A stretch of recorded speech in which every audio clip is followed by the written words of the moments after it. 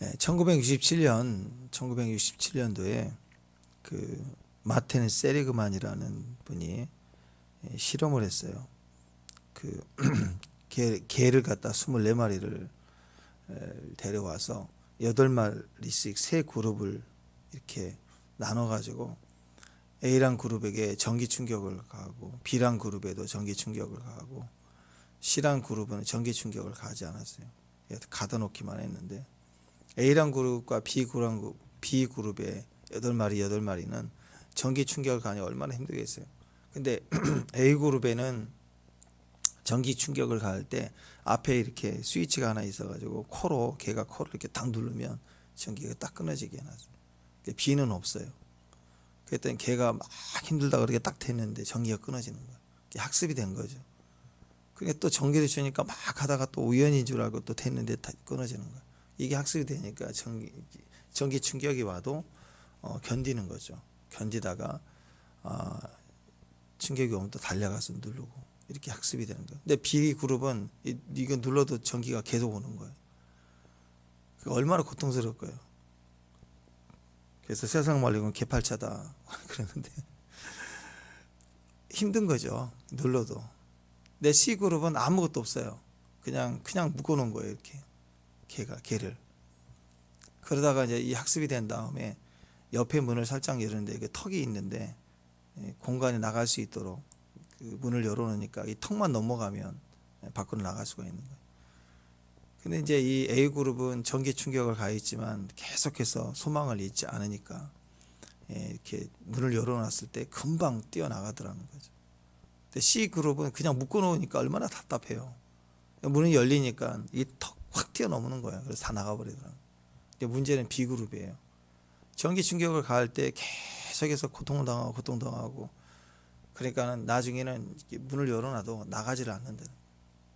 이제 학습된 무기력이라 그러는데 우리는 처음부터 그런 사람 없어요. 근데 자꾸 어떤 상태에 익숙해져 버리면 그리고 도전할 의식이 없고 이건 안 된다라고 늘 생각해 버리면 문을 열어줘도 학습으로 인해서 무기력해지는 거예요. 그래서 우리가 그럴 때 있잖아요. 직장이 큰 기대를 가지고 열심히 충성했다가 어려운 일 당하고 그러면 다 놔버리는 거. 아무것도 안 하려고 그냥 무너져 버리는 거. 이게 학습된 결과로 나온 거죠. 상처로 인해서. 그래서 우리 삶에도 동일한 게 있죠. 어렸을 때 그 서커스 그 얘기하지 않습니까? 그 코끼리가 엄청 크잖아. 힘이 세잖아요. 근데 그 큰 등치의 코끼리가 이 말뚝 하나, 이 새끼줄 하나 묶어놓은 걸 못 벗어나는 거예요. 왜? 어렸을 때부터 계속 묶어놓으니까 이 바운드리만 가다 줄이 딱 팽팽해지면 아무리 노력해도 이게 안 나가는 거예요. 그렇게 계속 성장해 오니까 그 안에서 나중에는 어른 코끼리가 돼가지고도 못 나가는 거예요. 힘으로 한 푼 나갈 때 말뚝이 뽑힐 텐데도 안 하는 거죠. 학습된 우리의 그 상처나 트라우마는 모든 것을 이렇게 묶어버린다라고 얘기합니다. 온수는 자꾸 우리에게 그런 것을 심어놔요. 어떤 분이 한국이 35년 동안 일제 강점기 가운데 우리 안에 문화 말살 정책 그런 거 했잖아요. 막 언어 바꿔버리고 막 이름 바꿔버리고 막 그게 그때 심어놓은 그것을 일본의 산지의 정신적인 이런 트라우마나 상처 같은 것들을 우리가 씻어내는데 거의 100년 가까이 걸렸다. 요즘 아이들은 좀 덜하긴 하는데 그 문화의 잔재가 우리 삶의 언어 속에도 많이 그게 묻혀 있다고요. 그래서 일본 그러면 우리 어렸을 때까지만 해도 일본은 못 넘을 산처럼 보였어요.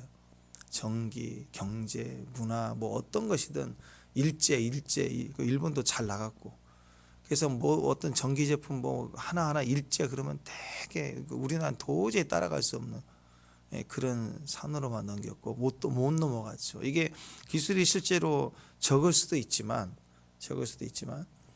우리의 학습된 무기력은 아무것도 못하게 그렇게 만들었다는 거죠. 그러니까 그런 과정 속에서 도전을 해나가고 결국 이겼을 때 자극을 통해서 꿈을 이루었을 때 결국 우리는 이 과정들을 능히 이겨서게 되었다라는 거죠.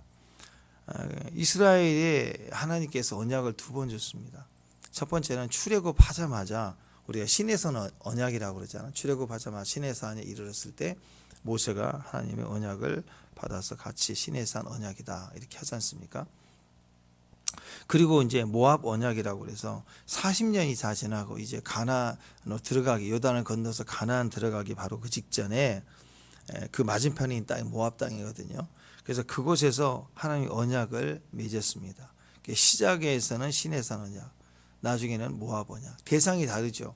이스라엘 백성이긴 하지만 이 시내산 언약, 우리가 제일 잘 알고 있는 시내산 언약은 그 대상이 광야 1세대입니다. 출애굽 세대들이. 그래서 40년 지나니까 이 세대들은 여호수아 갈렙 빼고 또 모세 빼고 다 죽죠. 그리고 광야에서 태어난 새로운 세대, 그 제 광야 2세대, 가나안을 정복해야 할 세대들과 맺은 언약이 모압 언약입니다. 자, 그러니까 출애굽 세대와 또 이 광야를 다 통과하고 나서 가나안 막 들어가려고 하는 이 광야 세대, 다른 언약이라는 거죠. 이 언약이 달랐다라는 것입니다. 그래서 2절 3절 오늘 보면 2절 3절 큰 시험과 그러잖아요. 큰 시험은 이제 10가지 재앙을 말하는 거예요. 광야에 애굽에서 10가지 큰 재앙으로 말미암아 대기적을, 큰 시험을 통해서 나오게 됐습니다. 그 다음에 이제 이적과 기사, 이건 그 다음 어떤 일을 벌여서 홍해가 갈라지고 옷이 헤어지지 않냐고 만나 매출하게 먹고 반석에 물을 내서 마시게 하고 구름기둥 불기둥으로 인도해 주시고, 이게 이제 하나님이 이스라엘 백성을 인도해 주시는 과정입니다.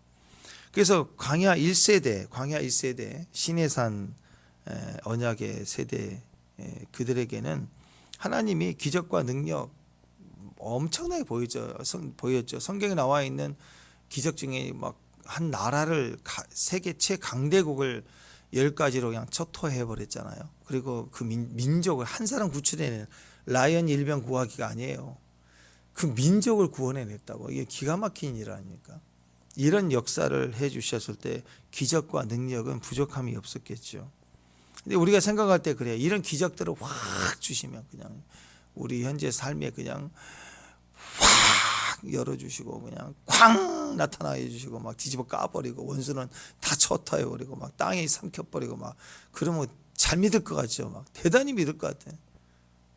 그렇잖아요. 우리 생각은 그렇잖아요. 우리 삶에 짠 하고 나타나시면 모든 게 잘 될 것 같다.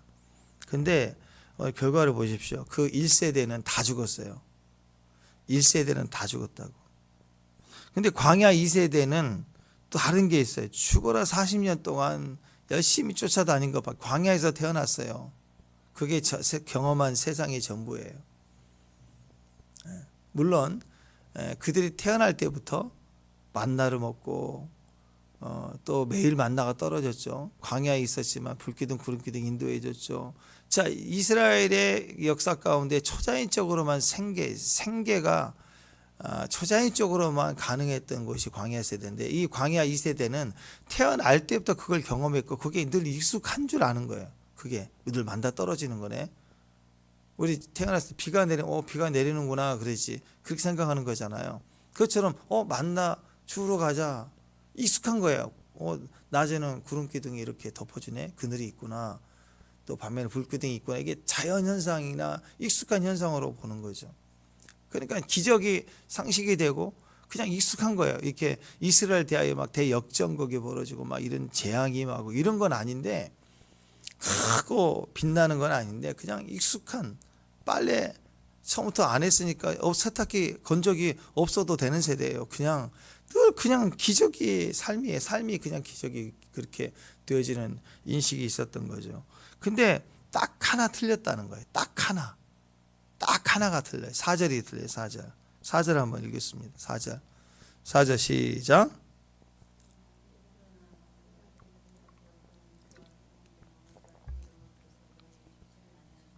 네. 깨닫는 마음과 보는 눈, 듣는 귀, 이걸 주셨대요. 이전 세대는 기적과 능력을 다 봤지만 깨닫는 마음, 보는 눈, 듣는 귀가 없어요. 다 죽었어요. 이걸 집약해서 한마디로 믿음이죠, 믿음. 그래서 이 광야 2세대는 모압 언약을 하고 지금 이 가나안을 정복할 이 세대들은 하나가 다른데 그게 뭐냐면 하나님께서 깨닫는 마음과 보는 눈과 듣는 귀를 그들에게는 주셨다라는 거예요.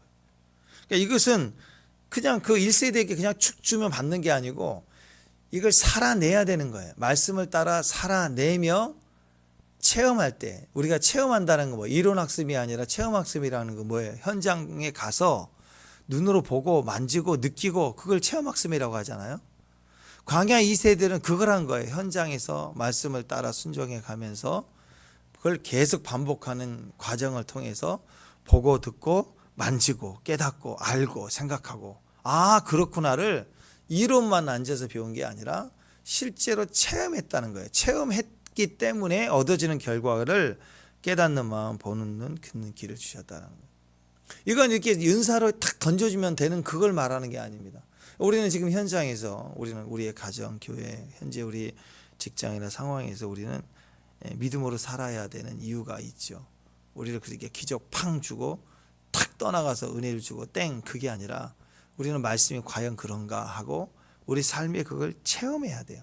체험할 때 얻어지는 축복, 얻어지는 지혜, 얻어지는 능력이 뭐냐? 깨닫는 마음과 보는 눈과 듣는 귀를 얻는 거예요. 받는 거예요. 그건 하나님 은사로 팍 주는 게 아니라 내가 내 삶 속의 믿음의 삶을 경험하면서 이건 이 대가를 지불하는 사람만이 가질 수 있는 은혜예요. 축복합니다. 우리의 구원은 우리와 상관없습니다. 예수님이 우리를 향하여 다 이루셨고 우리가 믿으면 돼요. 그렇지만 삶의 구원, 생각의 구원, 이게 다 사명과 연결됐다고 그랬죠. 사명을 이루는 삶은 그냥 저절로 툭 주면 되는 게 아니에요. 내가 살아내야 되는 거예요. 체험해야 되는 거예요. 과연 내 현장에 주님이 계시더라. 과연 주님이 나를 돌보시더라. 이것을 체험해야 되는 겁니다. 체험. 이게 모압 언약의 핵심입니다. 그래서 오늘 우리 인생 가운데서도 왜 이렇게 고난이 많는가? 난 이렇게 광야가 길까? 언제 끝날까? 근데 이게 축복이라는 거예요. 어떤 축복이에요? 어떤 세대에게도 줄 수 없었던, 주지 않으셨던, 그리고 하나님 자신의 친 백성에게만 얻게 하시는 하나님의 진짜 축복이 뭐냐? 바로 이 모압 축복입니다. 이 모압 축복은 뭐라고요? 깨닫는 마음, 보는 눈, 듣는 귀를 얻는 거예요. 이것을 주시기 위한, 이건 어떤 백성에게도 주지 않아. 말씀이 연단이 없어요. 말씀도 없는데 무슨 연단을 해요? 그냥 고생이지. 아까 두 번째 그릇 개고생이지. 그래서 개고생만 하면요 무기력해져요. 아 그거 안 돼. 그거 뭐 될 것 같냐. 그리고 그 다음에 기회를 줘도 뭐 그건 무기력해서 못 가는 거. 기회를 줘도 이제는 못 해버리는 거. 인생에 길들여진 우리의 생각과 마음은 무기력해집니다. 결국 그렇게 되는 거예요. 근데 누르면 되네? 누르면 되네? 그러면 다음 자극이 와도 도전하는 거 한번 해보자. 또 다른 걸 찾자. 해보는 거예요. 그러니까 그런 의식이 있으니까 주변에 뭐가 문이 열리고 기회가 온다 그러면 또 튈 수 있는 거예요. 또 다른 자극에 반응할 수 있는 살려는 생존의 의지가 있다라는 것입니다. 그게 우리 안에 뭐가 있어요? 말씀이 있는 거 아니에요? 하나님의 말씀을 경험하고 이기고 이번에 경험하고 이기고 그러면 또 어려움이 오면 다 포기할 때 아니야 이번에도 뭔가 있어. 하나님이 길을 주신다 하고 기다리고 또 기도하고 문만 열리면 튈 수 있는 훈련이 돼 있는 거예요. 그래서 날마다의 과정 종류는 때로는 질병이 오기도 하고 때로는 시간의 문제가 있고 때로는 사람 관계 문제가 있고 그래도 어떤 자기거든 말씀 붙들고 움직일 수 있는 그런 믿음이 되더라라는 것입니다. 최근에 이제 그런 얘기를 많이 하잖아요. 막 금수저, 흙수저. 어떤 사람 금수저 다이아 수저도 있더라 막 이러고 우리 그런 얘기를 하죠. 그게 뭐죠? 인간에게 그런 젊은이들 속에 그런 마음이 있어요. 농담 반 진담 반으로 나는 그런 금수저가 아니면 나는 미래가 없다. 나는 왜 이렇게 어렵느냐. 나는 금수저가 아니더라. 나는 흙수저다. 나는 미래가 없다. 나는 자꾸 안 될 거야. 자꾸 이렇게 계속 말하는 거 이게 사실은 무기력이죠. 금수저는 좋은 부모를 만났다. 그런 의도를 가지고 얘기하는 거 아니겠습니까? 그러니까 좋은 부모 밑에서 자란 사람 또는 막 너무 험악한 환경 속에서 생존하며 살았던 사람 누가 더 나을까? 누가 더 나은 세대냐? 이렇게 비교를 해보면 이게 지금 오늘 얘기하는 내용이거든요. 이게 출애굽 세대와 광야를 거치는 모압 언약의 세대, 가나안 정복, 광야 1세대와 광야 2세대 누가 더 유리하냐 이거예요. 누가 더 유리하냐. 세상 사람 눈에 볼 때는요, 기적과 이적이 막 나타나고 막 금수저가 있고 막 기적의 하나님, 막 역사하는 하나님, 대적을 막 다 박살내 버리시는 하나님, 막 홍해를 확 갈라버리고 지나가게 하시는 하나님, 이게 굉장한 능력 같잖아요. 진짜 능력 같은데 성경적인 기준에서 보면은 오히려 광야 2세대가 훨씬 더 낫다. 마지막 세대가 훨씬 더 크다는 거죠. 훨씬 더 큰 복입니다. 왜냐하면 기적이 있고 없고 이건 그 문제가 우리 행복이 아니에요. 우리 삶에 돈이 많고 적고 인간의 진짜 행복이 아니라고요. 나이가 들면서 돈은 많은데 불행한 사람 너무 많아요, 여러분. 여러분, 광야 시대가 훨씬 낫대. 왜냐? 깨닫는 마음과 보는 눈과 듣는 귀가 있기 때문에 복이라는 거예요. 우리 이거 있어야 돼요. 환경이 조금 어렵고 힘들고 그게 중요한 게 아닙니다. 뭐가 있어야 돼요? 내 안에 이 체험된 하나님의 경험과 능력이 있으면 어떤 고난도 어떤 삶도 그게 진짜 우리의 기쁨과 능력이 되는 겁니다. 그게 우리 안에 있을 때 우리가 행복할 수 있다는 거죠. 저는 그래서 우리 교회가 깨닫는 마음, 보는 눈, 듣는 귀, 이게 있는 교회가 됐으면 좋겠습니다. 아멘? 아멘? 그래서 교회 안에, 우리 예배당 안에 막 온통 하나님 임재로 가득 차가지고 막 깨달아. 마음이 막 깨달아. 깨마. 마음이 깨달아. 그리고 우리 교회에 막 눈동자가, 사방에 창문이 눈동자가, 눈이. 막 귀가 달렸어. 막 다 들어. 교회 건물에 귀가 큰 게 달렸고, 눈이 달렸고, 그럼 마음이 가득 차 있어요. 썰렁하지, 한심하지 않아요. 교회 들어와서 한심해. 그 뭐 어떻게 해. 히터로 데울 수가 없는데 한심한 마음이 뜨끈뜨끈하게. 그리고 듣는 귀, 그렇죠? 그러니까 소통이 되죠. 공감이 되죠. 그런 말씀에 대한 비전을 가질 수 있고, 어떤 말을 해도 하나님의 뜻으로 해석할 수 있는, 기도로 해석하고 무릎으로 해석할 수 있는 눈, 비둘기 같은 눈, 너무너무 귀하잖아요. 그래서 아가서에 보면 이거 하나하나 다 얘기해. 뭐 뺨 얘기, 눈 얘기, 귀 얘기, 이빨 얘기, 목 얘기. 왜? 하나하나가 다 영적인 은혜로 하나님이 만들어주신 거야. 그 신부에게 받아라 불 하듯이 그냥 지혜를 확 집어넣어준 신부가 똑똑해지고, 그거 아니에요. 그 똑똑하면 골치 아파요. 똑똑해지면 신랑 도망간다고. 근데 그 신부가 신랑을 만나는 과정에 하나하나 성장하게 가는 아가서 1장, 2장, 3장 올라갈수록 그 과정 중에 대가를 지불하는, 체험을 하는 거, 신랑을 체험하면서 바뀌잖아요. 신랑을 체험하면서, 경험하면서, 만나지면서 이게 생기는 거예요. 깨닫는 마음과 보는 눈과 듣는 귀가. 교회가 그래야 됩니다. 출애굽 교회가 막 기사, 능력 뭐 이거 많이 막 광고를 하는 것 같은데 맨날 분쟁 싸우고 막 귀신과의 싸움만 하고 있고, 주님 얘기보다는 맨날 귀신, 영적 전쟁만 얘기하고 있고, 지친다고요. 바울의 주된 메시지를 보세요. 예수님의 그 메시지를 보세요. 성경에 있는 내용을 들어보세요. 물론 영적 전쟁과 또 어둠의 세력에 대한 이김도 얘기하지만 근본적인 것은 그 세력에 포커스를 맞추는 얘기를 안 하잖아요.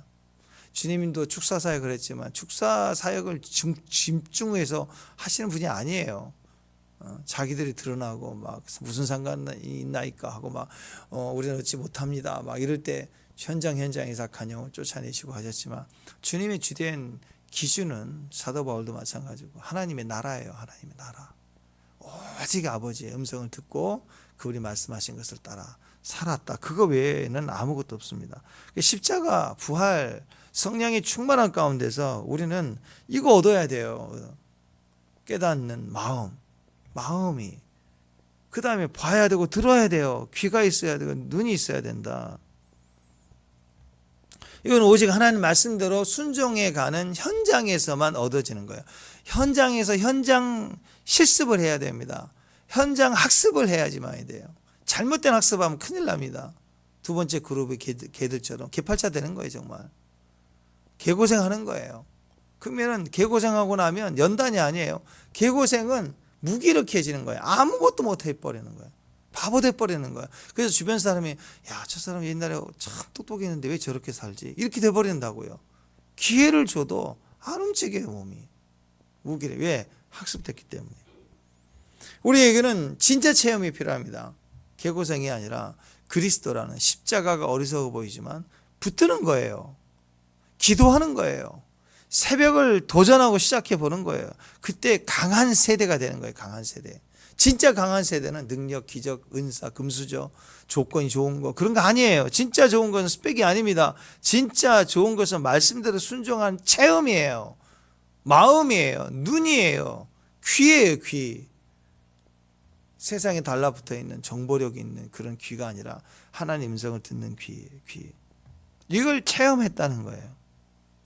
그러니까 이 광야 세대, 이 모압의 언약을 가진 축복을 받은 사람들의 특징은 그 안에 생명이 있는 거죠. 진짜 만나서 경험된 생명.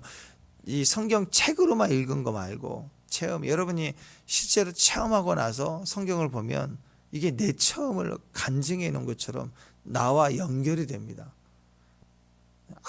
아무것도 모르는 우리 주일학교 아이들이 막 욥의 고난은 막 이러고 가르친 대로 암송하고 막 그런 것 같아요. 막 이렇게 견디면 믿음으로 이길 것 같아요. 막 이렇게 얘기하고 그러면 재밌잖아요. 웃기고. 근데 연단을 알아요? 애가 눈물을 알아요? 몰라요. 우리도 지금은 막 뭐 적그리스도가 이러니 뭐 나는 웃겨 이런 걸 보면 너무 웃기는 것 같아. 인터넷에서 이런저런 사람들 막 잠을 못 잤대. 황당한 여자들이 막 나와가지고 막 조회수도 많아. 근데 이스라엘이 지금 전쟁 모르는데 막 주님이 저를 깨워서 잠을 못 자겠다고 하면서 이제 마지막 때가 쳐야 돼. 막 웃기는 얘기를 하는데 왜 잠을 못 자지? 차라리 저런 여자들은 잠을 좀 잤으면 좋을 텐데. 잠을 좀 자. 그러면 또 그걸 막 따라가는 분들이 또 있어요. 그런 거. 나는 그분들이 정상적인 자기 교회에 소속돼서 자기 교회 안에 하나님 허락하는 가정 속에서 내가 마땅히 먹어야 될 양식과 기본적인 안정이 없다고 생각해요. 그런 사람들끼리 붕붕 떠 있는 거예요. 그러니까 이 시대는 그게 너무나도 위기입니다. 소문과 소문이 막 만들어내는 그런 거. 사람들이 자기 안에 진짜 생명에 대한 감각이 없어요. 이상한 걸 느끼는 거예요. 근데 하나님은 우리의 영적 성장은 어디가 있냐면 현장에 있어요. 내 가정 팽개치고 내 교회 팽개치고 뭐 엄청난 무슨 집회나 무슨 뭐 어떤 현상을 통해서 사람이 막 대단한 영성가가 되고 막 산기도 하고 그런 거 아니에요. 그러려면 주님부터 산에서만 산속에서 절을 지어놓고 뭐 산기도 하셔야지. 뭐 모든 제자들 산기도만 해야지. 뭐 산으로 오라 뭐 그럴 거 아니에요. 아니라고요. 복음은 현장으로 가야 돼요. 현장으로. 마지막 때가 될수록 더 복음을 증거해야 되는데 물론 성교까지 가야 되지만 현장의 복음은 내가 있는 데요. 내 공간부터 채우는 거예요. 내 바운더리부터 내 가정부터 그걸 하나님 나라가 되게. 그러려면 우리가 어떤 사람이 돼야 되냐. 그 현장에서 우리는 마음과 눈과 귀가 있어야 되는 거예요. 그래서 내가 이 현장에서 살아내고 내가 이 현장에서 체험해 가야 돼요.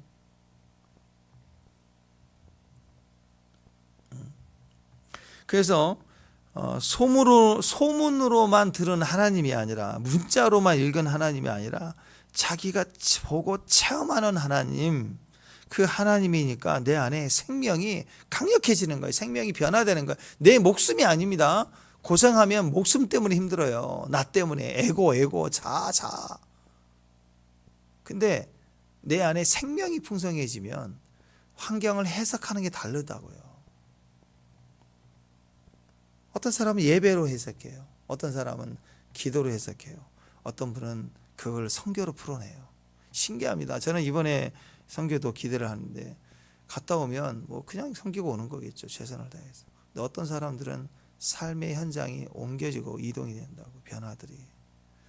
저는 그걸 봐요. 꼭 우리 학생부들 데리고 수련회 가도 그래요. 수련회 가도 2박 3일 교회 수련회 갔다 오면 어떤 애들은 완전히 달라져요.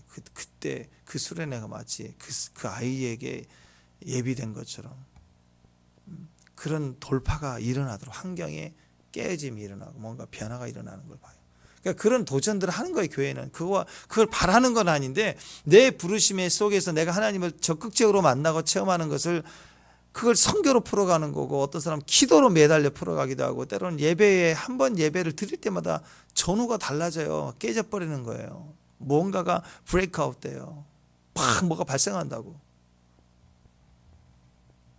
그래서 이런 해석들이 필요한 겁니다. 왜? 그럴수록 마음, 눈, 귀가 달라지니까. 이게 40년 했다고 생각해 보세요. 얼마나 강력해졌을까? 이 백성이라는 것입니다. 그래서 가나안을 정복할 힘은 무술 연마해서 중국 무술처럼 복수한다고 막 그렇게 막 술 마시고 막 치권하고 막 그래가지고 전쟁 준비하는 게 아니에요. 마음과 눈과 귀만 생기면 전쟁 끝난 거예요. 이 마지막 세대 끝난 거예요. 적그리스도 끝난 거예요, 이미.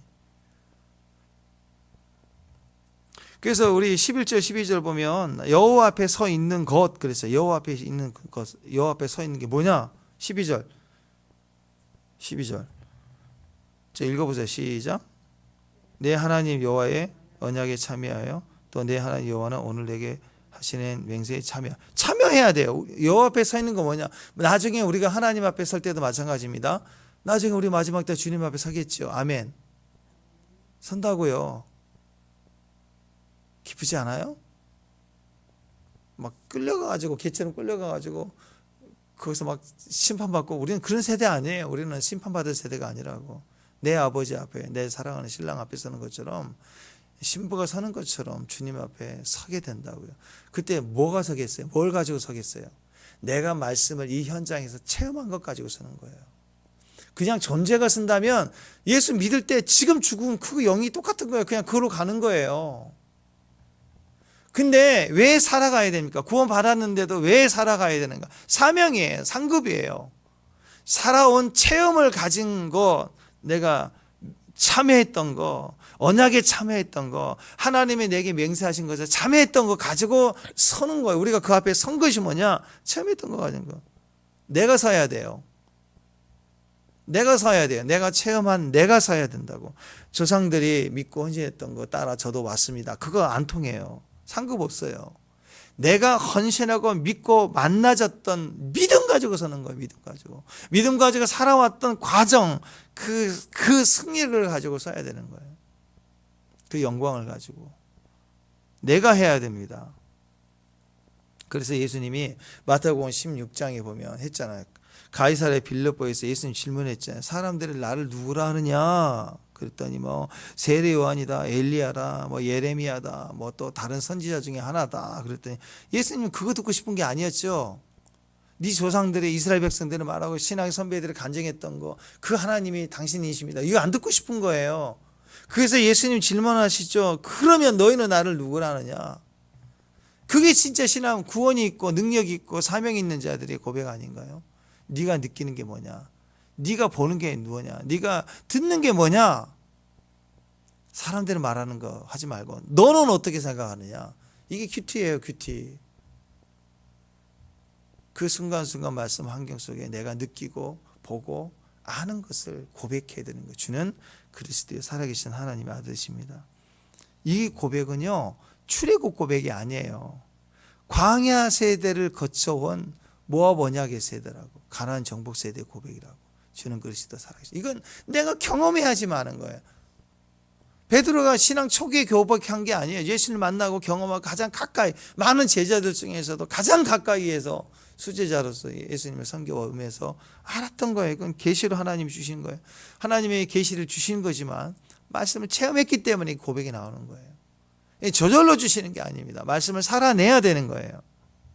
내가 직접 체험하고 내가 느끼고 내가 확인해 본 결과, 하나님에 대한 고백이 내 신앙 고백으로 나오는 것, 그게 진짜예요. 생명이 있으면, 생명이 있다, 살아있는 거 아니에요? 그죠? 물고기 막 잡아낼 때 보세요. 낚시하면 막 엄청 뛰잖아요. 막 팔딱팔딱 팔딱팔딱 막 살아있으니까 생명력은 뛰어요. 여러분 죽은 물고기하고 살아있는 물고기하고 뭐가 달라요? 예? 딱 보면 알아요. 뭐 움직이고 팔딱팔딱 뛰는 것도 있지만 물속에 있는 거, 죽은 물고기 소금 치면 어떻게 해요? 짜요, 짜. 살아있는 물고기 바다물 얼마나 짜요. 거기에 아무리 많이 담가놔도 속살은 싱거워요. 싱거워. 헤쳐 먹으면 싱거워. 죽은 물고기는 소금 주면 흡수해버려요. 그냥 속살이 다 짜다고. 살아있으면요 세상이 짜고 뭐 두렵고 맵고 다 견뎌내요. 생명이 흐르면 그 안에 내부까지는 들어오진 않아요. 살 수 있다고. 우리 안에 생명이 있으면, 믿음이 있으면 살아내요. 나는 살아있는 자. 고통스럽지만 거기에 무너지지 않아요. 여러분, 나이 들었다 싶을 때, 나이 든다라는 말을 뭐 한쪽에서는 뭐 다르게 표현하면 성숙해진다. 그게 우리가 바라는 모습 아닌가요? 그냥 늙어간다 그게 아니잖아요. 그죠? 그렇죠? 그냥 늙어가는 거 원하세요? 그냥 늙으니 그거 원하세요? 아니에요. 성숙해져 가는 거예요. 나이 들수록 성숙해져 가야 돼요. 성숙하다는 건 뭘까요? 나이 들면 저절로 성숙해지나요? 나이 들 때 그냥 그대로 두면요 늙어가요. 근데 그냥 두질 않고 변화를 하잖아요. 변화되면 성숙해져요. 축복합니다. 날마다 속사람, 겉사람은 맨날 후패하죠. 근데 후패하니까 믿음의 말씀을 가지고 속사람 강건해지고 변화가 되는 거예요. 그랬을 때 그는 성숙해지는 거예요. 시간이 지날수록 성숙해지는 거예요. 늙어간다는 건 뭐예요? 늙어가면 뭐예요? 부기력해지는 거예요. 아 귀찮다, 안 해, 시간도 많은데 안 해, 안 먹을래, 운동 안 할래, 막 자꾸 늙어가는 거예요. 안 한대, 맨날 포기, 변화하라, 변화하자, 안 한대, 안 하자, 죽어가는 거죠. 그러니까 나이 든다는 말은 늙어간다는 말이 아니라 죽어간다는 말이에요. 죽어요. 금방 죽어요. 그 100세 이상 그 사신 분들 그 통계를 내서 인터뷰 해보니까 다 그 비결이 뭡니까? 뭐 먹어야 돼? 그건 우리가 그냥 상식적으로 그냥 그 뭐 수능 1등 난 아이들 비결이 뭐냐 그랬더니 그 교과서 중심으로 했다. 뭐 그런 말이에요. 그냥 늘 하는 얘기고 진짜 뭐냐 그들이 가진 정말 그 키라고 생각하는 게 뭐냐 딱 그거더만요. 절대로 쉬지 않고 배웠대요. 끊임없이 배웠대. 공부를 하든 언어를 배워. 어떤 분은 70세 넘어서 영어를 배우기 시작하고 배웠다는 거예요. 배워야 된대요. 요리를 배우고 또 움직임 부족함 작은 뭐라도 끊임없이 배우다 보니까 이게 변화가 되는 거고 성숙해져 가고 한마디라도 더 들으려고 사람들이 오고 그러니까 행복한 거죠. 나이가 들어도. 이거 굉장히 시사하는 바가 큽니다. 노력해야 돼요. 그 노력은 뭔가를 끊임없이 변화를 추구하는 노력입니다. 성숙해져 가라는 거죠. 자, 하나님께서 이 광야를 허락하실 때 이 광야를 사용하시는 겁니다. 이 광야를 왜 허락하실까? 왜 사용하실까? 우리를 성숙시키기 위해서요. 그냥 늙어가고 죽어가도록 허락하시는 게 아닙니다. 변화를 추구해야 됩니다. 그러려면 생명이 변화니에요. 말씀을 현장에서 체험하고 또 그것을 내가 용납하고 거기에 내가 고백해 드리는 삶을 살아내는 것을 통해서 사람은 변화가 되는 거예요. 변화는 그냥 되지 않습니다. 변화가 뭔가요? 변화는요 가만히 있는데 막 노력하는 게 아니라 듣는 것에 대한 반응이에요. 그래서 섬기지 않았던 사람이 섬기기 시작하고 이게 소금이다 싶을 때는 그 소금을 받아들여서 내가 녹아야죠. 소금 기둥 같은 게 막 녹아내려야 돼야 되는 거. 말씀 속에서 내가 녹아내리고 기도 안 했는데 기도하기 시작하고 또 새벽이 시작되고 그런 내 안에서의 반응들이 쌓여갈 때 마음이 생기고 보는 게 있고 듣는 게 있고 하는 거예요. 이것이 결국 다음 세대가 되는 거죠. 자, 시편 34편 18절에 보면 여호와는 마음이 상한 자를 가까이 하시고 중심으로 통회하는 자를 구원하시는도다. 여러분 잘 아시죠? 이 말씀. 고통과 상함이 있을 때 얼마나 힘들어요. 근데 그냥 정기 자극이 아니라니까요. 뭐가 있어요? 예, 주님이 있는 거예요. 주님. 견디는 힘이 있다고.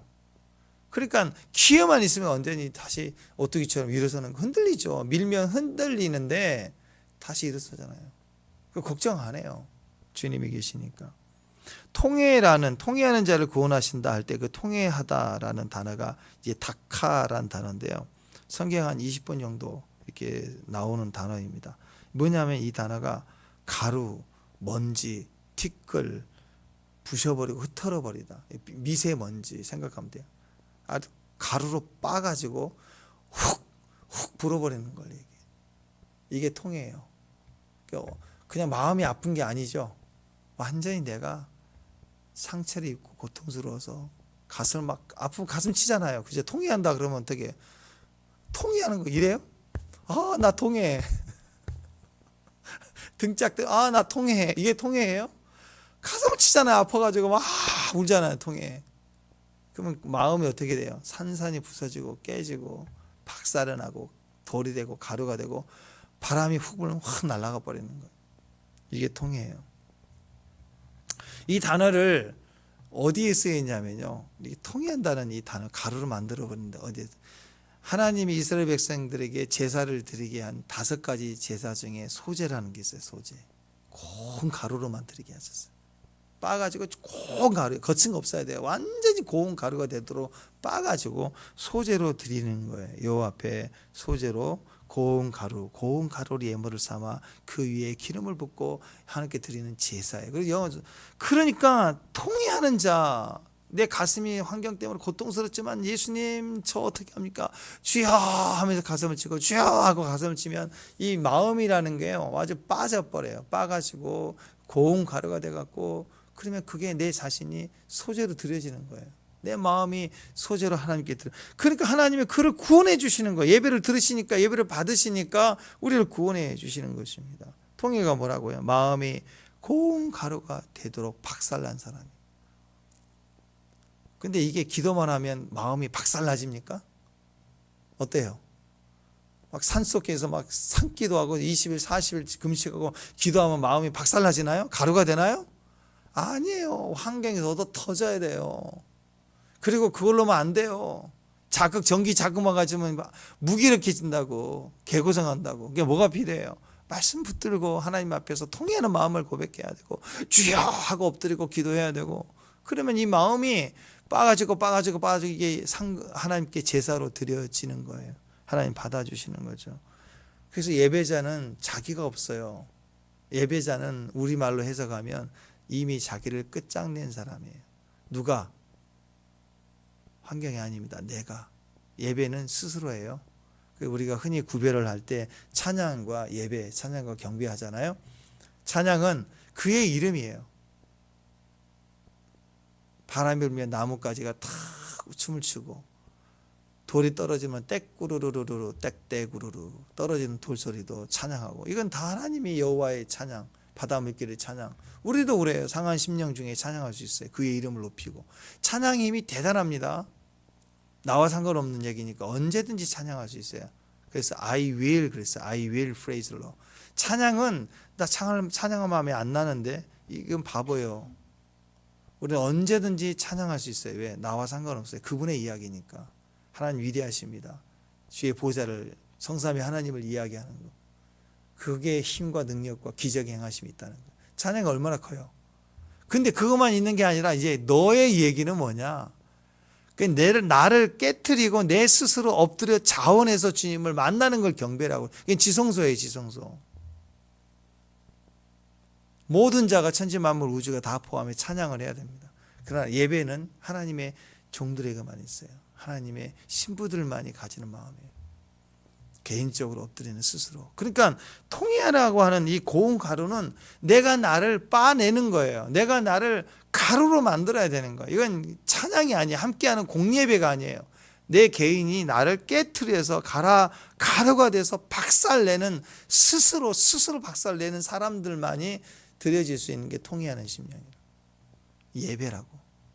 그러니까 예배를 드리는 사람들은 어떤 사람들이에요? 내가 없어요. 내가 이미 끝장난 사람들이에요. 자존심, 기분 나빠. 그러니까 설교 중에 어떤 말씀을 해도 목사님은 뭐 이 사람 표적 설교를 하겠어요? 이 귀한 시간에. 근데 왜 자기를 두고 그랬냐고 오해하는 분들이 있는데 그건 아직 살아있어서 10%게 살아있어서 그런 거예요. 어떤 말씀을 때로는 직접 들이대고 왜 그렇게 하느냐라고 때로는 얘기를 한다 할지라도 자기가 살아있으면 안 돼요. 그래서 자기가 이미 고운 가루가 되어져 버리는 사람들만이 예배자는 자기가 이미 없는 거예요. 예배자로 찬양을 인도할 때도 마찬가지로 내가 내 감정 때문에 오늘 예배할 마음이 안 나. 내가 오늘 기분 좋아. 엄청 예배를 드릴 수 있어. 그건 찬양이죠. 찬양. 예배가 아니에요. 예배는 내가 없는 거예요. 오직 그분만. 그러니까 이 찬양의 세대는 출애굽 시대에 미디암이 나올 때 막 탬버린 치면서 막 얼마나 춤을 춰요. 여호와께 큰 일을 하셨다. 다 모세가 막 노래하면서 모세의 노래 출애굽기 15장 보세요. 막 말과 탄자를 바다에 던지셨네. 빰빰 하면서 막 엄청난 찬양을 하잖아요. 우리가 여호와의 위대한 승리를 노래해야 됩니다. 근데 하나님이 정작 바라시는 거 그거 말고 삶의 현장에서 환경은 땡볕인데 거기서 기적으로 살아내는 것처럼 말씀을 살아내서 마음과 눈과 귀가 있는 그 고백을 듣고 싶으면 그게 예배예요. 예배. 주는 그리스도의 살아계신 하나님의 아들입니다라는 고백을 듣고 싶은 거예요. 그건 과정이 있어야 되고 현장의 경험을 해야지만이 나올 수 있는 고백이라고. 고운 가루로 드려지는 예배를 받고 싶은 거예요. 그래서 티끌의 사람이 돼야 돼요. 나는 먼지라. 그러잖아요. 나는 분깃이 없나이다. 그게 진짜 아니에요? 어떤 사람은 흙을 모아가지고 자기 이름을 새겨야 돼. 그럼 흙 불면 없어지는 것 같아. 누군가 나를 막 형상을 만들려고 그래. 아니야. 나는 티끌이야. 먼지야. 나는 귀한 사람이 아니야. 그리스도만이 존귀해. 나는 귀하잖아. 내 속에 그리스도가. 나는 그릇이야. 질그릇이야. 그리스도만 존귀한 거야. 이게 진짜 아닙니까? 우리는 티끌이에요. 그래서 티끌의 사람이 진짜예요. 티끌의 사람에게는 자기가 안 나타나요. 주님만 나와요. 주님만. 티끌의 사람에게는 항상 은혜가 입혀져요. 통회하는 자에게 구원을 주시잖아요. 구원이 항상 있어요. 항상 채워져요. 항상 은혜가 있어요. 티끌이니까.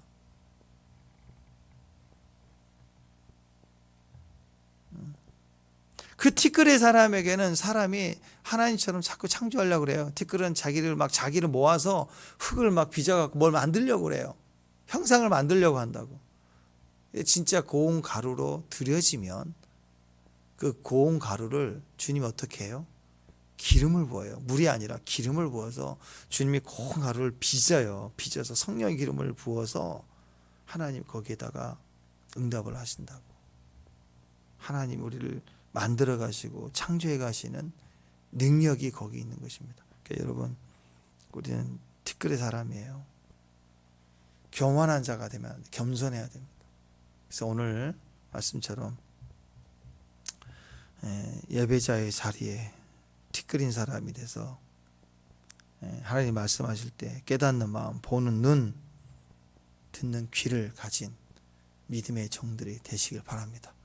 그들만이 가나안 정복할 수가 있어요. 사명을 가지고 주의 복음을 증거하는 믿음의 종들이 다 되시기를 주님의 이름으로 축원합니다. 기도하겠습니다. 오늘 우리의 삶의 현장에서도 하나님 깨닫는 마음, 보는 눈, 듣는 귀를 주셔서 오늘 또 주여 주는 그리스도의 살아계신 하나님이심을 고백하는 귀한 믿음의 종들이 되게 하여 주옵소서. 내 고백으로 사는 티끌인 사람들의 능력을, 예배의 능력을, 기도의 능력을, 또 선교의 능력을 하는 우리 현장에서 열매 맺는 귀한 종들 되게 하여 주옵소서. 예수님 이름으로 기도합니다.